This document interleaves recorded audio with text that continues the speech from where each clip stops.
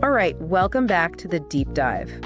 Today we're diving into a paper that really caught our eye called In-Context Defense in Computer Agents, an empirical study. Yeah, this was pretty fascinating. You know, we talk a lot about computer agents, and especially those powered by these vision language models, really learning to see and interact with the world through language. Yeah. Automating all these complex tasks, right? Right. It's kind of mind-blowing when you think about it. But this paper, it points out this kind of vulnerability, something they call context deception attacks. Yeah. So today, we're going to figure out exactly what that means and how the researchers propose we defend against it. It's like a crash course in AI security, basically. Exactly. It's becoming increasingly important, too, as these agents move from research labs into real-world applications. Mm-hmm. You know, think about it.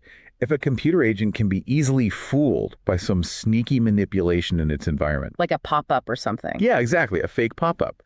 Or maybe some hidden text on a website trying to trick it. Oh, that's scary. It is. It makes you wonder, how reliable can these agents really be? And that's where this paper comes in. They not only identify the problem, but offer a solution using the very same in-context learning that makes these VLMs so powerful. So let's start with the threat itself, these context deception attacks. What exactly are we talking about here? What makes them so effective? Okay, so imagine this. You have a computer agent trying to navigate a website, maybe doing some online shopping for a visually impaired user. That's a real example they use in the paper. Okay, I can picture that. Now, a context deception attack could involve something like injecting a fake confirm purchase button right on top of the real one. Oh, sneaky. Or they could insert invisible text fields designed to capture sensitive data. Wow. And the problem is simply telling the agent, hey, be careful, there might be fake stuff, just doesn't cut it. Really? Why not? Well, think about it. We're dealing with these incredibly complex models, but they can still be tricked by visual or textual manipulation. Huh. I guess you can't just tell someone to spot a magic trick. You have to show them how it works. That's a great analogy. You're absolutely right. So if simple instructions don't work, what do these researchers propose? What's their defense strategy? They call it in-context defense. It's all about using the agent's own learning ability to recognize and counter these threats. Okay, tell me more. How does it work? It's a combination of in-context learning, where the agent learns from examples within the current task, and what we call chain of thought reasoning. Oh, interesting. So they basically think through their actions step by step. Exactly. The researchers provide the agent with a set of carefully chosen examples. They call them exemplars. What kind of examples? Well, some of them show the agent encountering a deceptive element, let's say, that fake pop-up window. Oh, right. And critically, the exemplar demonstrates how to reason through the situation. The agent learns to analyze, does anything look suspicious here? Is this trying to trick me? So it's like a mini training session happening in real time, right as the agent is performing the task. Precisely. And the key is, this defensive reasoning happens before the agent even thinks about taking any action. Oh, I see. So they're identifying the threat before they decide what to do. That's the key insight. It's like preemptive risk assessment. And they actually tested this approach in a whole bunch of different scenarios. What did they find? Did it actually work? Oh, the results are really promising. Tell me. Across the board, they saw huge reductions in the success rates of these attacks. Okay, give me some numbers. For example, pop-up window attacks, their success rate plummeted by over 91%. Environmental injection attacks down by an average of 74%. And for those distracting advertisements, they achieved a perfect 100% defense rate. Wow, those are some impressive results. Yeah, it's a really compelling argument for teaching agents to be more, how should I say it, naturally suspicious, just like we teach humans. It seems like that could be a really effective way to deal with the constantly evolving nature of these kinds of attacks, right? Absolutely. It's like trying to predict every possible trick in the book versus teaching someone the principles of deception. Exactly. So beyond those impressive numbers, what are the big takeaways here? What makes this in-context defense so effective? Well, a couple of things really stand out. First, the timing of the reasoning process is crucial. The agent needs to be thinking defensively before it even considers taking any action. If it tries to justify its actions after the fact, well, it can sometimes rationalize even a bad decision. It's much harder to backtrack once you've already committed to a course of action. Exactly. And second, they found that you don't need a massive amount of these exemplars. In many cases, just A handful, sometimes even just one well-chosen example, was enough to significantly boost the agent's defenses. That's pretty remarkable. It is. It really highlights the efficiency of in-context learning. So this is a big step forward. It's the first systematic study specifically on defending against context deception in these computer agents, right? Absolutely. And it addresses a really crucial issue. As we've discussed, we're seeing these agents becoming more integrated into our lives, from shopping to driving to even healthcare. Right, the applications are endless. Exactly. So we need to make sure they're equipped to deal with the real world, with all its tricks and manipulations. And this research, it's a huge step in that direction. All right, so we've got a good overview of the problem and the proposed solution. Let's get into the details of the paper. Walk us through it. Sure. So it follows a pretty standard structure, like any research paper. They start with an introduction that sets the stage. Right, lay the groundwork. Exactly. They talk about the growing importance of these VLM-powered agents, how they can automate all sorts of tasks, even helping visually impaired users shop online. Really driving home the potential impact of this technology. And then they introduce the vulnerability, right? Yep, right away. They make it clear. These agents are susceptible to context deception. And they draw a clear distinction between this type of attack and things like adversarial attacks, which have gotten a lot of attention in the AI security world. So they're establishing this as a distinct, important problem that needs a unique solution. Exactly. And they give some concrete examples. Fake pop-up windows, deceptive HTML. Making it clear, we're not just talking about theoretical threats. These are things that could happen right now. And then they briefly introduce their proposed defense mechanism, this in-context defense. Yep, they lay out the basic idea, and they also summarize the key contributions of their work right up front. Which are? First, they've conducted the first systematic study on this specific type of attack. Second, they've actually demonstrated an effective defense mechanism, this in-context defense. And third, they've shown that you don't need a ton of examples for it to work. So a concise and compelling introduction. What comes next? Next up, they delve into the related work section. What's covered there? Well, this is where they connect their work to the existing research landscape. They talk about different types of computer agents, some trained specifically for certain tasks, others relying on pre-trained models. They mention examples like Visual Web Arena and SEACT. These are benchmarks used to evaluate how well agents perform. Right. We've talked about those on the show before. Yeah, exactly. And they make the point that while these agents have huge potential, their vulnerability really holds them back. It limits their reliability in practical situations. Makes sense. They also revisit the different categories of attacks against AI systems.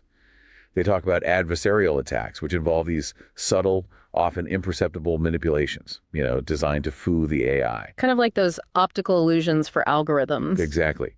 But then they contrast that with context deception attacks, which are more about manipulating the environment the agent is interacting with. So more overt and direct manipulation. Yep. And they emphasize that this area is still underexplored, which further highlights the novelty of their work. So they've clearly laid out the gap in research, and now they're ready to present their solution. All right, let's talk about in-context defense. How does it actually work?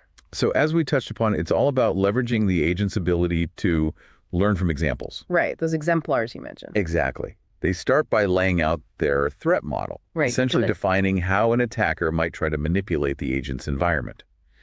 And their defense strategy focuses on modifying the agent's responses through these in-context examples, making it more likely to choose the correct, safe action, even in the face of deception. Makes sense. So what kind of exemplars are we talking about? They have two main types. First, defensive exemplars.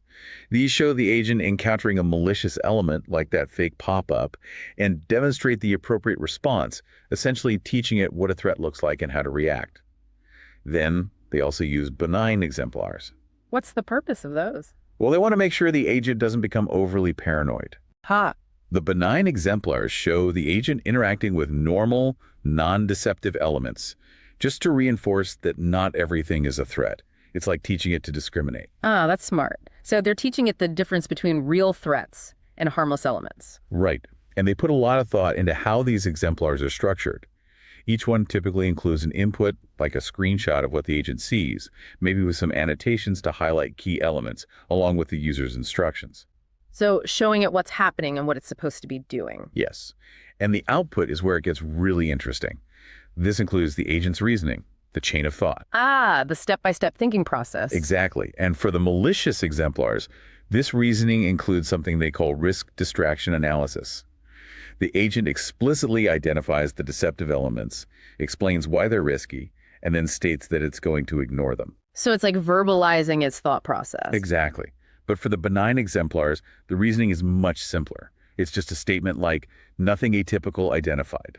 Okay, so two distinct types of reasoning for the two types of exemplars. And the paper actually shows visual examples of these exemplars, figure 2, if you want to take a look. It really helps to see how they're structured. Definitely going to check that out. Now, how do these exemplars actually get integrated into the agent's workflow? They're basically added to the agent's conversation history. Interesting. So it's like giving the agent a set of reference points. Exactly. And it's not just about providing information. It's about shaping the agent's decision-making process. Remember, they emphasize this defense-first order of operations risk assessment before action planning. Right. That's crucial. So they've got this clever defense mechanism, these carefully crafted exemplars. Time to put it to the test. What were their experiments like? They went all out with the experiments. Tested this defense against 3 main types of attacks. Okay, tell me about them. First, they looked at those pop-up window attacks using an agent called Visual Web Arena. Oh, right. We've discussed that before. Yep. The idea here is that these deceptive pop-ups try to get the agent to click on specific elements that could be malicious. Got it. Then, they looked at something called environmental injection attacks, or EIAs. These target a different agent called CACT. And what are those all about? EIAs involve injecting hidden HTML elements with misleading attributes. So, trying to trick the agent into filling out forms incorrectly, clicking the wrong links, that sort of thing. And they tested different variations of EIAs too, like some targeted the text, others targeted ARIA labels. These are things used to make websites accessible. They even tested injecting whole fake input fields. Wow, they really covered a lot of ground. They did. And finally, they look at what they call environmental distraction attacks, or EDAs. They use a custom-built agent for these. Okay, what were those like? So these weren't necessarily malicious, but they were distracting. Like, imagine annoying pop-up ads that try to pull your attention away from what you're trying to do. Oh, I know those all too well. Right. They wanted to see if the agent would get sidetracked by these distractions. So 3 very different types of attacks, all designed to test the robustness of their defense mechanism.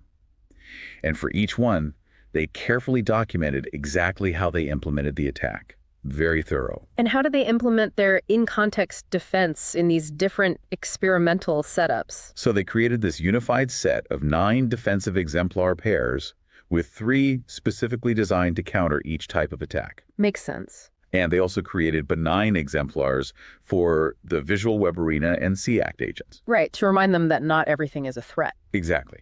But interestingly, they couldn't do that for the EDA agent because of limitations in the data set they were using. Ah, I see. So how did they evaluate the effectiveness of the defense? They tested each agent in 4 different conditions. Walk me through those. First, a normal benign environment, no attacks, no defense. Second, a benign environment with the defense active, just to see if it interfered with normal operation. Third, an attack scenario with no defense. And fourth, the same attack, but with the in-context defense activated. Okay, that's a logical setup. Yeah. And what were they measuring? They looked at several metrics. Task success rate, step success rate, grounding success rate, basically how well the agent understands the visual element of the interface, and most importantly, attack success rate. This measured how often the attack actually succeeded in tricking the agent. And for those environmental injection attacks, they also considered it a successful defense if the agent recognized that there was no safe action to take and chose to do nothing. So a lot of different ways to assess the performance of the defense. Yep, very comprehensive. Now, on to the results. All right, let's hear it. Did the defense work? Short answer, yes. Huh, I figured. Give me the details. Okay, so table 1 in the paper has all the juicy numbers. Okay, what's it say? They saw significant drops in attack success rates across all 3 attack types when the defense was active. Remember those huge numbers I mentioned earlier? Well, for pop-up attacks, the attack success rate plummeted by 91.2%. For EIAs, the average reduction was 74.6%. And for EDAs, they got it down to 0%. 0! That's amazing. Right. And what's really cool is that in most cases, the defense also allowed the agents to perform their tasks almost as well as they did in the benign scenarios with no attacks. So no significant performance hit. Exactly. There was a slight dip, about 3.3%, in the task success rate for pop-up attacks with the defense on. I guess that's a trade-off. Yeah, but the researchers argue it's a small price to pay for such a significant improvement in security. And they point out that the chain of thought reasoning was crucial for this success. It allowed the agents to really understand the threats and make informed decisions. They also found that the defense didn't really hurt performance in those benign scenarios. Meaning it didn't make the agents overly cautious. Right. The task success rate only decreased by a tiny amount, less than 3.3%, for pop-up and EIA settings. And get this, for benign pop-up tasks, the defense actually improved this success rate by 13.8%. Wait, so the defense actually made them better in some cases? It seems that way. They think it might be because the exemplars are providing additional guidance, even in non-threatening situations. And for the EDAs, where they couldn't test benign scenarios, the fact that the task success rate went up with the defense on, and they had 0 false positives, meaning the defense never misidentified a harmless element as a threat, shows that it can really differentiate between what's dangerous and what's just distracting. That's pretty impressive. So we've talked about numbers. What about the agent's actual behavior? Did they show any examples of how the defense changes the way the agent thinks and acts? Absolutely. They have this great figure in the paper, figure 3, which shows side-by-side examples of the agent's thought process with and without the defense. You can literally see the difference. What's the difference? Well, without the defense, the agent often just falls for the trick. It doesn't even recognize that it's being deceived. Oh, wow. But with the defense on, you see it engaging in that structured risk distraction analysis. It points out the suspicious pop-up window, dismisses the distracting advertisement. It's like it's thinking critically, just like a human would. So a clear demonstration that the exemplars are teaching it how to reason defensively. Now, did they compare this approach to those more basic methods of just telling the agent to ignore certain things? Yes. They wanted to see how their approach stacked up against those simple prompting strategies. The results are in Table 2. Let's hear it. Well, those basic instructions just didn't cut it. Really? While prompting did offer a small reduction in attack success rate for the EDAs, it barely made a dent against the pop-up attacks. And even worse, in some cases, it actually made the agent more vulnerable to EIAs. That's the opposite of what we want. Right. But in contrast, their in-context defense completely neutralized those EDAs and performed significantly better against both the pop-up and EIA attacks. So a clear win for the in-context approach. Yep. It's much more effective than just giving the agent a vague warning. And they highlight that their unified defense framework only needed 9 defensive exemplars to handle all 3 attack types. Super practical. Right. Much more adaptable than trying to come up with specific instructions for every possible attack scenario. Exactly. They even include a cool example in Figure 4, where an agent, even after being explicitly told to ignore pop-ups, ends up clicking on one anyway. But the agent with the in-context defense, it properly identifies the risk and avoids the trap.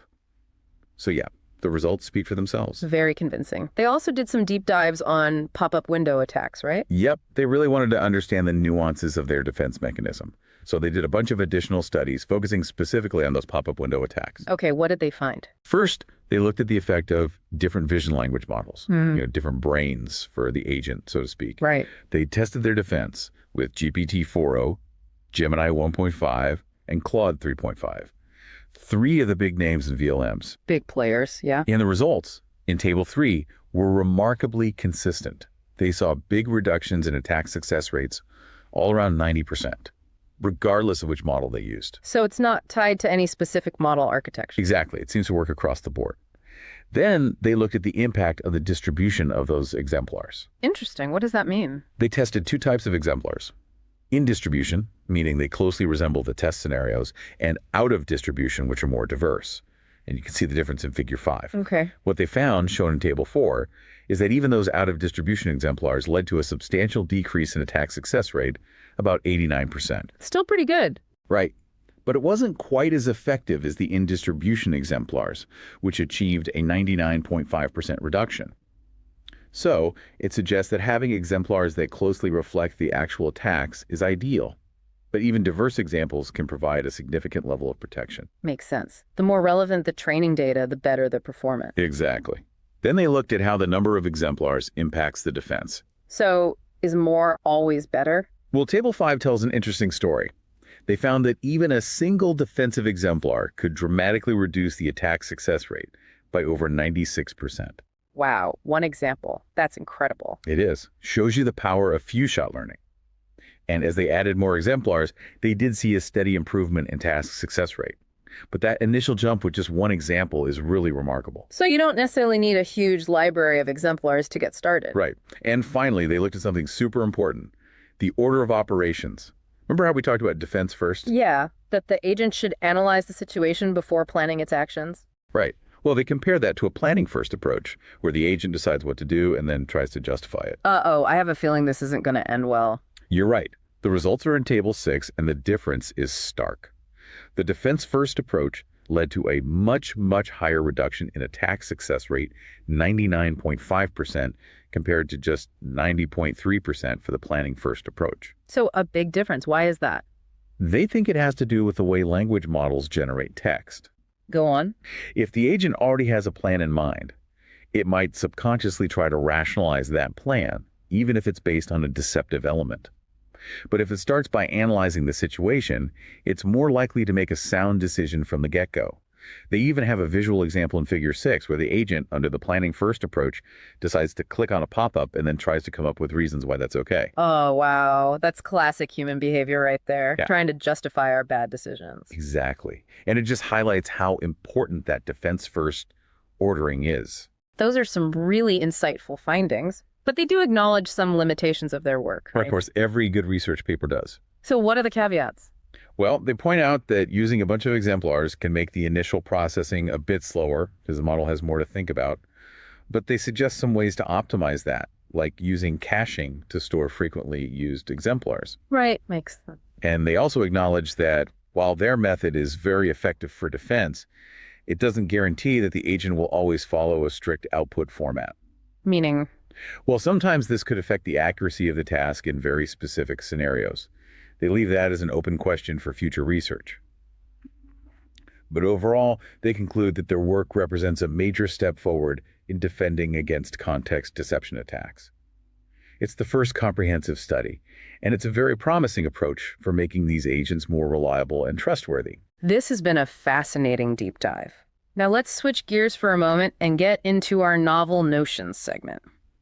We like to brainstorm some potential research directions inspired by the paper we've discussed. Oh, this one has so many possibilities. I know, right? It's got my gears turning. So what comes to mind? Well, first off, they manually created those defensive exemplars, which worked really well, but it's a time-consuming process. Right. You can't handcraft examples for every possible situation. Yeah, exactly. So what if we could automate that? Imagine using adversarial techniques to automatically discover new weaknesses and attack vectors, sort of like those optical illusion attacks we talked about earlier. Okay, yeah. But instead of using them to fool the agent, we use them to proactively train it. Interesting. So we discover a weakness, and then we use the agent's own reasoning capabilities, or maybe even a more powerful model, to automatically generate the corresponding defensive response.